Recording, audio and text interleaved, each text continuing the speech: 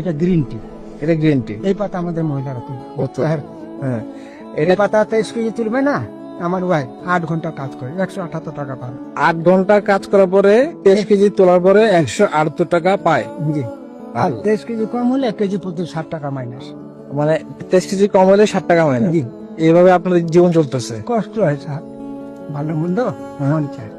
এই যে ম্যাডাম সাহেব একটা কথা বলি, হ্যাঁ, কিছু মনে নিবেন না। না, ম্যাডাম সাহেব যে 100 টাকা দিচ্ছেন না, আজকে 25 ডিসেম্বর না, জি, আমার মা বলতেছিল এখানে কোলা নিব বিস্কুট আর একটা লু বিস্কুট। মন চায়, মাছ মাংস আমাদের মন চায়। এই এলাকায় প্রায় 130টির মতন চা বাগান রয়েছে, আছে না?